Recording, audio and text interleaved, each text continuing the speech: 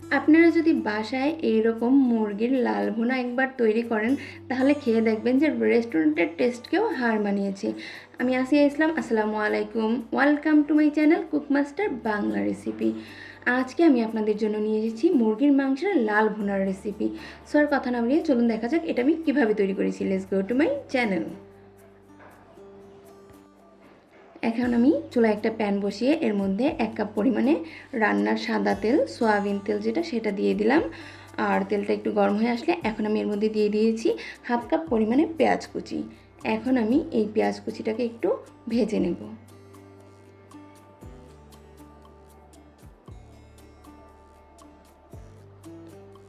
আর এর মধ্যে আমি দিয়ে দেব 2টা তেজপাতা,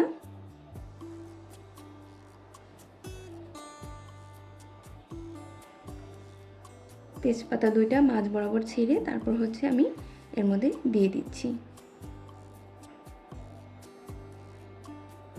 এখন আমি এটাকে একটু ভালোভাবে ভেজে নেব, পেঁয়াজটা একদম সিদ্ধ হয়ে নরম না হওয়া পর্যন্ত।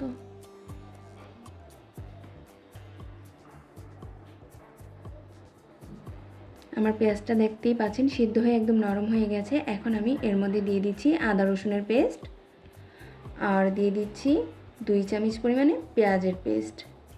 আপনারা বলতে পারেন যে আমি যেহেতু পেঁয়াজের কুচি ব্যবহার করেছি, আবার পেঁয়াজের পেস্টটা কেন এখানে ব্যবহার করলাম।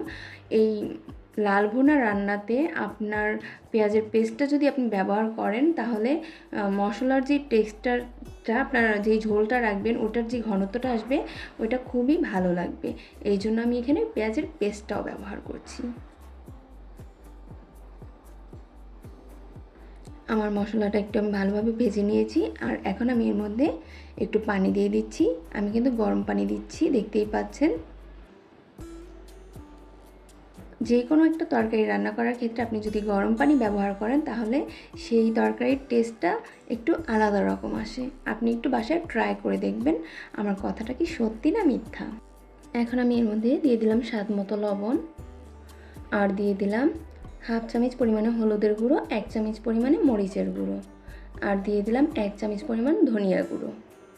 এখন আমি এই মশলাটাকে ভালো করে ভুনে নেব।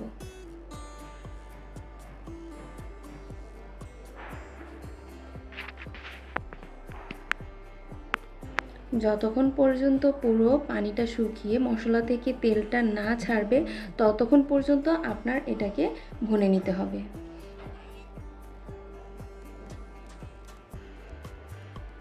আপনি দেখতেই পাচ্ছেন পুরো মশলাটা থেকে কি পরিমাণে তেল বের হচ্ছে। আর এখন আমি আমার যে মুরগিগুলো কাটা ছিল ওইগুলো দিয়ে দিচ্ছি।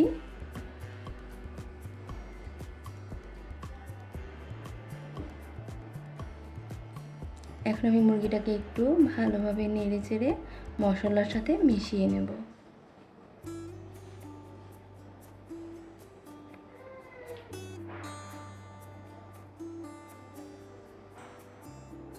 একটু ভালোভাবে নেড়ে দিবেন মশলার সাথে যেন পুরোটা মিশে যায়।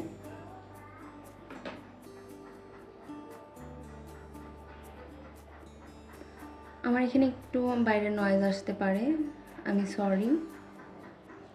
আর এখন আমি এর মধ্যে দিয়ে দিলাম আলু। আমি গোল গোল করে আলু কেটে নিয়েছিলাম, মাঝারি সাইজের 3টা আলু।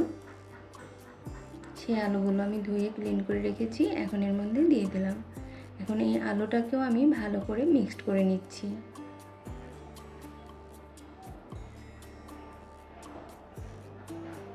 আমার এগুলো ভালোভাবে মিশানো হয়ে গেছে। এখন আমি একটি ঢাকনা দিয়ে ঢেকে রান্না করব 5-6 মিনিটের মতো। ফিরে আসলাম 6 মিনিট পরে। দেখতেই পাচ্ছেন মাংসের যে পানিটা ছিল ওটা কিন্তু পুরোটাই বেরিয়ে গেছে। আমি কিন্তু এর মধ্যে কোনো আলাদা পানি ব্যবহার করিনি। মাংসের যে পানিটা আছে ওইটা দিয়ে আমি এটাকে আগে সেদ্ধ করে নেব।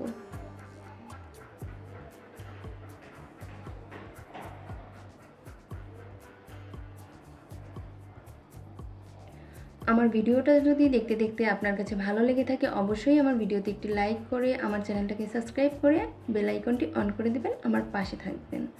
আর এখন আমি এর মধ্যে দিয়ে দিলাম গরম মশলার গুঁড়ো, আর দিয়ে দিলাম হচ্ছে জিরার গুঁড়ো, আর দিয়ে দিয়েছি 1 চামচ পরিমাণে টমেটো সস। আর এখন দিয়ে দিলাম 1 চামচ পরিমাণে লেবুর রস। আপনার বাসায় যদি লেবুর রসটা না থাকে আপনি ভিনেগার ব্যবহার করতে পারেন। লেবুর রস আর ভিনেগার দুটোটা একই কাজ করে। এই মশলাগুলো দিয়ে আমি এটাকে একটু ভালোভাবে নেড়ে চেড়ে নিচ্ছি।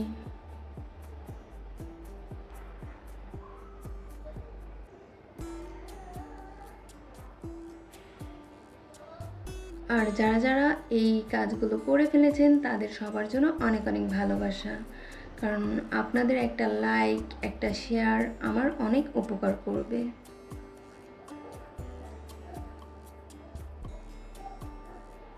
মশলাটা দিয়ে আমি এটাকে কষিয়ে নিলাম। এখন এর মধ্যে আমি পরিমাপ মতো পানি দিয়ে দিচ্ছি। যতটুকু পরিমাণের ঝোল রাখবো আমি এর মধ্যে, আমি ওই পরিমাপে এর মধ্যে পানি ব্যবহার করলাম। আর আমি কিন্তু গরম পানিটাই দিয়েছি, দেখতে পাচ্ছেন।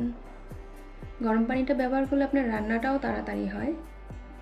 এখন আমি এটাকে ঢেকে রান্না করব আরও 5 মিনিটের মতো। ফিরে আসলাম 5 মিনিট পরে। এখন আমি এটাকে একটু নেড়ে চেড়ে নেব।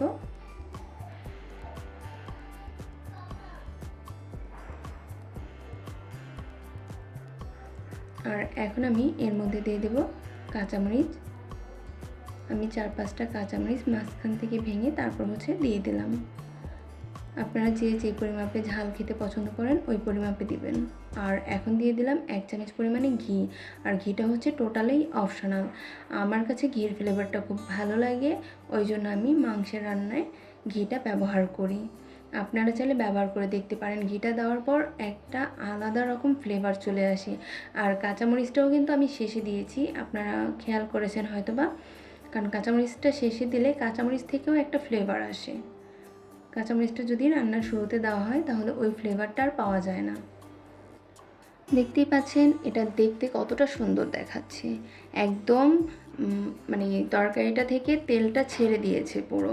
আর আমি যেহেতু ঘি ব্যবহার করেছি, ঘি দেওয়াতে এটা থেকে অন্যরকম একটা ফ্লেভার আসছে। আপনি যখন বাসায় এটা রান্না করবেন তখনই দেখতে পারবেন আসলে এটা থেকে কী ধরনের ফ্লেভার আসে।